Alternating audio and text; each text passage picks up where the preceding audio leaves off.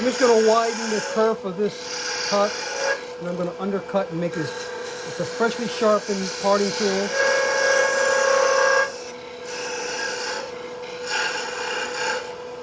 I'm doing it in a series. If I do a really nice job, it won't need much work to finish the bottom.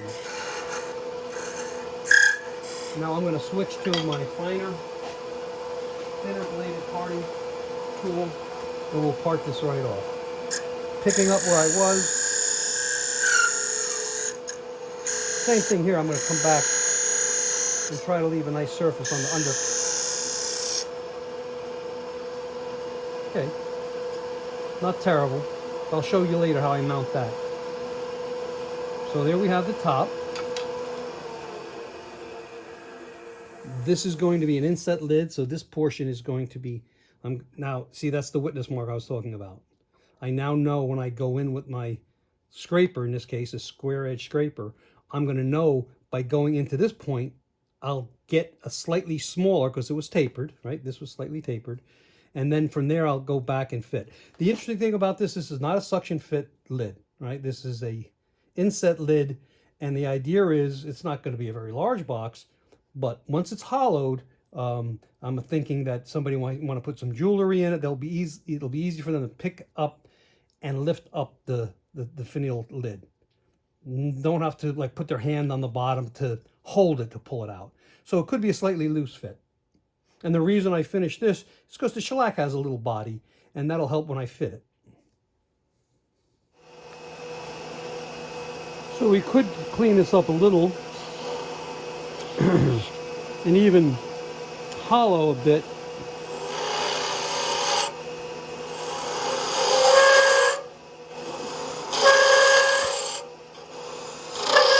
And here I'm using a 3/8 inch spindle gouge with the flutes angled at about a 45-degree angle.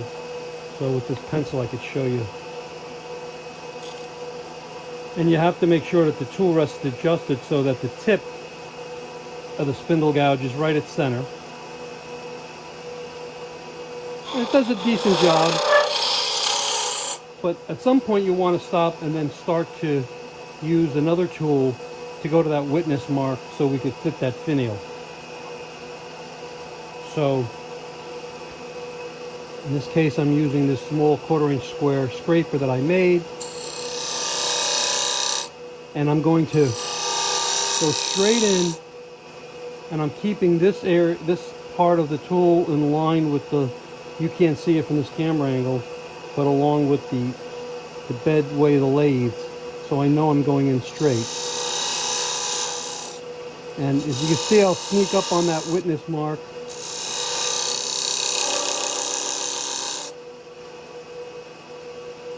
I might have actually gone past it. So at this point, the best thing to do is to shut off the lathe, remove the tool rust, and just see how you're doing with the fit. All right, so that's real close. Okay, there's that finial we made. And the important thing is to have this step in here. That's what this portion is going to rest on. And again, you're not looking for a tight fit. It's not a suction fit. So I'm just going to, and remember, if you remove, let's say, a 32nd of an inch here, you're really removing a 16th of an inch from the diameter.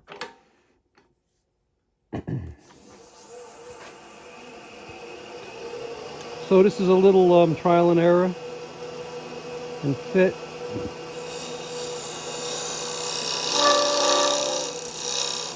And the depth that I go is the thickness of this.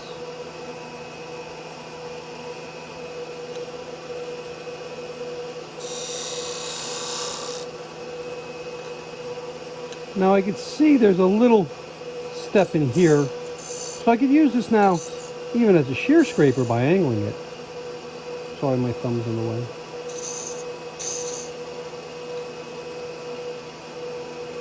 But you want a nice transition because eventually that lid is going to fit there. So now let's try that fit again.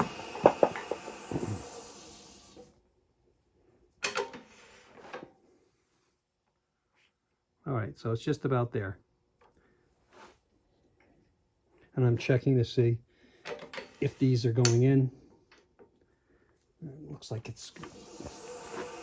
Now invariably you do this 8 or 9 times, and then by the time you get the fit you want, you're going too far. But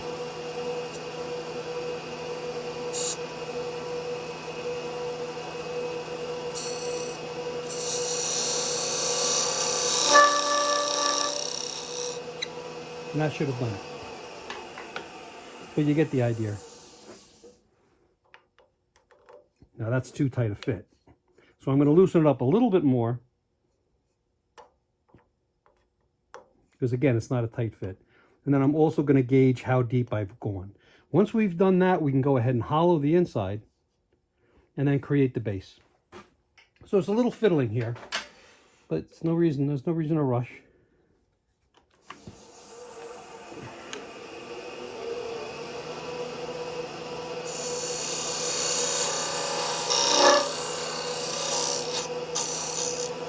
And I know I'm going to be able to remove some of this because I really don't need that much of a step, and you want to be able to get in and get whatever it is you're going to be putting in there. But make sure you leave a little bit of a step there. Okay, this should now be the fit we want. Yeah, that's very nicely fit. It does have to go a little deeper. There's a little bit of a shadow line. You can see the shadow line here. But you know you have it very close. So I'm just going to maintain that diameter, but go just a bit deeper, and then we'll start blending everything in.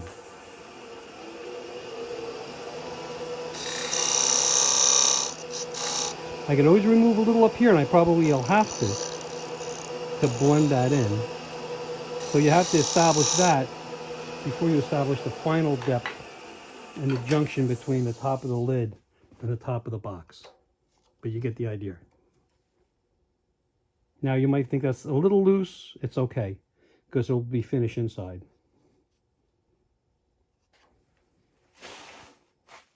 So now it's just an issue of starting to shape the outside, but keep some support here, because when you hollow, you know, you have a lot of pressure against it. So I'm now going to just use the spindle gouge, start to get the shape I want up top.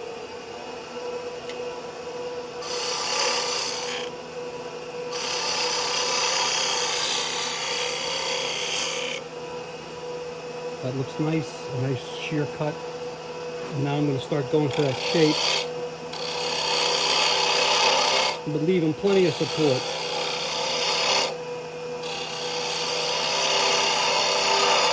And like a lot of hollowing, you have to think about what you're hollowing to. So now that I'm establishing this overall shape, I'll know what to do. Keeping whatever tool I'm using to hollow out, making sure that that step stays there and that there's enough support below it.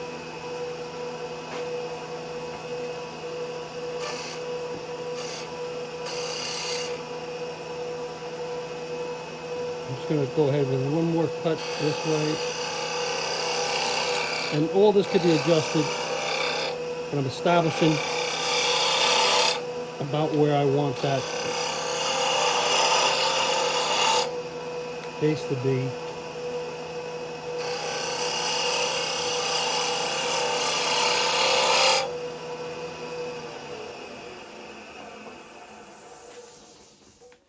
So you get the idea. Just inspect it, make sure there's no flats. There are a few, but that's all right. Right now I think I want to go in and start hollowing.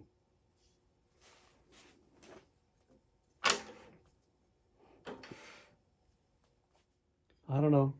Maybe somebody eats my Sharpies. I go through one a week. Maybe I'm eating them. Anyhow, I'll use this pencil. I'll eyeball the depth I want to go, and I just mark on the inside flute. In this case, I'll use a pencil because I can't find a Sharpie. So that's established, and I'll eyeball it. So now I'm just going to come in and, again, taking my time adjusting the height of the tool rest so it's at center, way high, probably way low. It's close enough. Yeah, I think to make it easier, and I go into some of the hollowing techniques in another video, but I think, especially if I'm showing somebody how to do it, if you keep the tool, and you can't see it from this camera angle, but at least if you keep the tool level to the ground, and then get that tip right at the center point, it makes it easier, and then you can go straight in with those flutes at about that 45, or not quite, maybe that's the angle. And then you could draw out, but again, when we're doing this, we want to make sure we leave support underneath that step, or else that lid's just going to go where you know it's going to go, the bottom of the box. All right, so you can go right in. Sometimes you'll get a little smoke. Sometimes you just open it up. And now, I've now established the depth. I can now this is going to get a little loud and annoying sounding because there's vibration, because let's face it, this is a spindle gouge.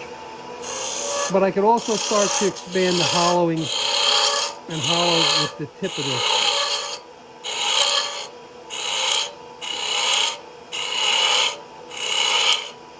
And then get quite a lot. But just be careful, again, you want to make sure you stay away from that. All this can come.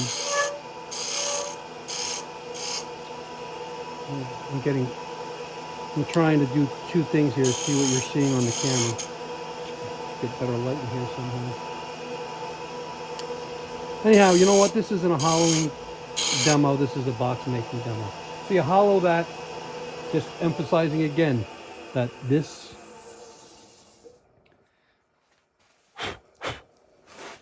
step stays here, and you get some support underneath it. Maybe I blocked the light. This step stays here, and you need support underneath it.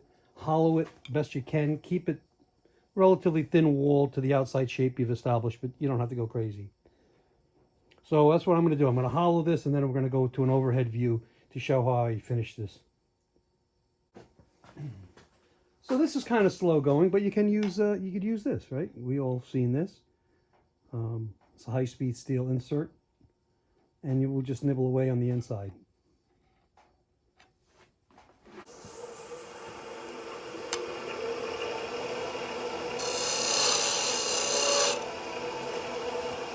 Actually, a friend of mine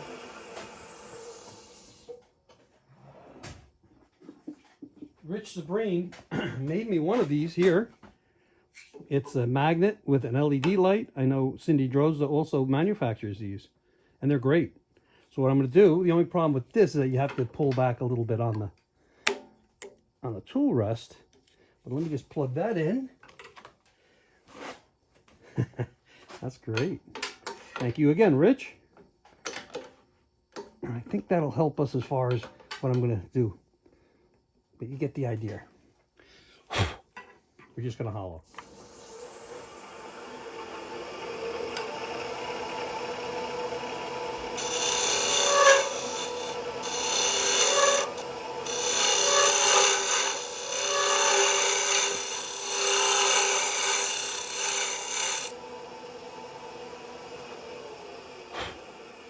Okay, I'm going to do the rest of this off camera, and next thing you know, you'll be viewing from the top Turner's view, or the bird's eye view. Okay.